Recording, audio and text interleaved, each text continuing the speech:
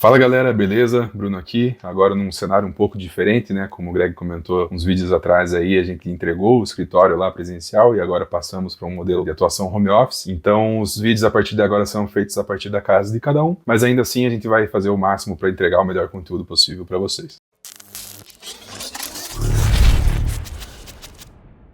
Então vamos lá, a gente teve esse final de semana na Bet Sharks lá em São Paulo, um evento organizado pelo Vinícius Veiga, inclusive deixo aqui meus parabéns pela organização do evento, ficou muito show, os painéis foram excelentes, agregaram bastante informação para todo mundo que participou lá, e eu vou abordar um dos painéis que mais me chamou a atenção, né, talvez pelo meu background jurídico, que eu costumava ser advogado até pouco tempo atrás, e vou falar aqui sobre o que foi discutido no painel de regulamentação. Vou só tecer alguns comentários aqui, né, até para compartilhar com quem eventualmente não pôde ir no evento o que foi discutido lá. Eu já havia comentado a respeito, alguns meses atrás, em um vídeo, que a gente ia precisar, né, de um bom tempo para ver como que a regulamentação ia se comportar dentro do ordenamento jurídico, e agora com alguns meses já de implementação dessa regra, a gente já pode ter alguma certa noção de como que as coisas vão se comportar. E eu acredito que para a maioria dos apostadores realmente não tenha muita surpresa, né, a lei foi feita pelas casas de apostas para as casas de apostas. O lobby foi realmente fortíssimo e a lei beneficia as casas em larga escala. Provavelmente foi uma troca que leva em consideração a arrecadação, né, porque embora elas sejam beneficiadas nessas questões de lidar com usuários, de limitação, enfim, todo esse universo de coisas que eles fazem para acabar com o apostador lucrativo, eles foram um pouco mais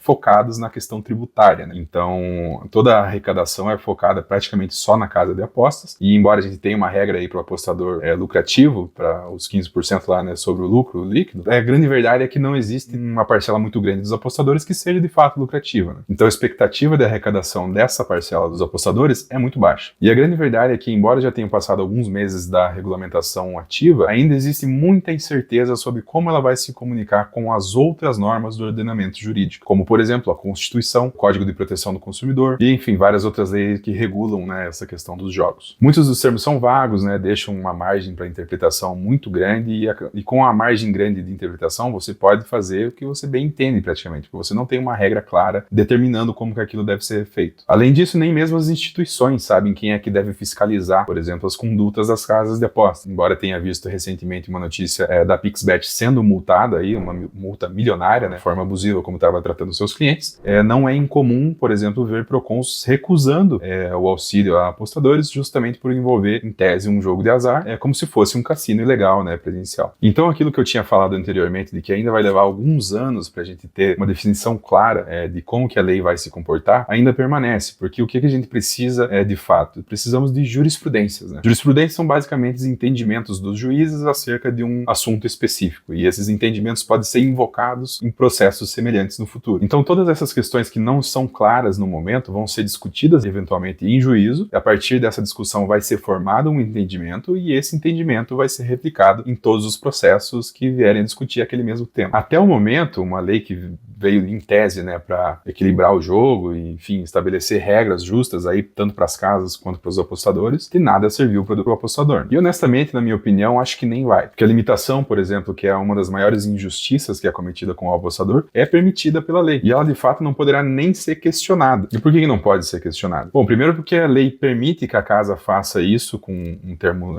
bastante abrangente, né? Ela pode alegar uma suspeita de uma atividade ilegal e usar isso para limitar a tua conta ou restringir o teu acesso, enfim, atrasar o teu lado. A mera suspeita de uma atividade ilícita é base para ela simplesmente cortar o teu acesso, e daí você vai ter que lutar pelo acesso de novo, vai ter talvez lá os seus 7 dias para recorrer da atitude dela, só que a gente sabe que isso não vai dar em nada. E isso tudo já levanta o questionamento, né? Se só a casa pode ganhar, por que é permitido ter casas de aposta no Brasil? Qual que é o intuito? O legislador, no momento que permitiu esse texto ser aprovado, o que ele queria? Ele aprovou basicamente uma forma de tirar dinheiro da população para nada, sem benefício algum e com nome de entretenimento. Vai entender. Eu, particularmente, não me divirto muito perdendo dinheiro. Mas a grande questão é que você não vai poder requerer nenhuma defesa, porque a maioria dos apostadores lucrativos que atuam em softbooks atuam em nome de terceiro, porque as suas próprias contas já foram banidas há muito tempo. E se você está usando uma conta de terceiro, como que você vai fazer para entrar com um processo, eventualmente, contra a casa? Você vai ter que entrar com um processo no nome desse terceiro? Vai ter que chamar esse terceiro como testemunha? Você percebe o quanto que isso é absurdo? Então, qualquer que seja a garantia que a lei buscou trazer para o apostador, ela de fato não se aplica, né? Porque na prática você não tem como requerer isso em juízo. Se houvesse um dispositivo legal que permitisse talvez ressuscitar uma conta, a conversa seria diferente, mas a gente sabe que isso não vai existir. Então na prática você não tem condição nem de reclamar. As casas, de fato, elas não querem se especializar em oferecer odds justas, né? Estabelecer um jogo justo e preciso. Elas querem simplesmente utilizar as odds que já são oferecidas por uma casa que em tese é boa no que faz, né? Na questão de oferecer as odds, e proteger o seu lucro colossal, tirando os apostadores que são lucrativos, e mantendo na sua base apenas aqueles que deixam lá o salário do mês, que são viciados, enfim, que só perdem dinheiro para casa, que é assim que elas fazem o lucro delas. É uma patifaria, né? Não tem outra palavra. Bom, até tem, na verdade, só que vamos poupar os ouvidos de vocês aqui, né? De fato, o que a gente percebe é que a lei não serve para absolutamente nada para o apostador. E se você tinha alguma esperança de que a lei viesse para estabelecer regras mais justas aí, infelizmente não foi o que aconteceu. Mas nem tudo está perdido, né? Embora a gente tenha algumas casas tradicionais aí sendo bastante agressivas na questão da limitação, a gente tem outras casas surgindo no mercado com uma abordagem um pouco mais leniente, né? Um pouco mais permissiva das contas. Diferente da 365, que ultimamente tem limitado em 1 ou 2 dias as contas. Além disso, essa semana mesmo saiu a notícia aí que a Bolsa de Apostas estaria abrindo um book que, em tese, não tem limitação, né? Seria aí uma solução do mercado para uma demanda crescente dos apostadores. Mas ainda vamos descobrir, né, como é que vai ser a questão da oferta de mercado, se ela de fato vai ter uma liquidez suficiente e se vai realmente manter, né, a não limitação aí dos seus usuários. Porque já aconteceu antes de casas chegarem com essa conversa de que vamos abrir um book e não vai ter limitação, né, como a Betbra fez. Só que a gente sabe que lá em 2, 3 apostas eles tesouram a tua conta e não tem conversa. Isso simplesmente acontece porque a questão é matemática. Eles não conseguem sustentar os apostadores lucrativos tirando lucro constantemente da casa. É justamente porque eles não se esforçam em oferecer as odds precisas e estabelecer uma regra de jogo justa para todo mundo. Eles simplesmente copiam essas odds de algum lugar e torcem pelo melhor, né? E se eles não estão tendo o melhor, eles vão lá e cortam um apostador lucrativo e mantêm o lucro deles nas alturas. Mas, né, não dá para negar que essa é uma das notícias mais positivas que a gente teve aí nos últimos tempos em relação a apostas, né? Se eles de fato cumprirem essa promessa de oferecer um book com odds boas e não existindo limitação, a gente vai ver aí um movimento grande dos apostadores mudando para essa casa, sejam eles lucrativos ou não. E, né,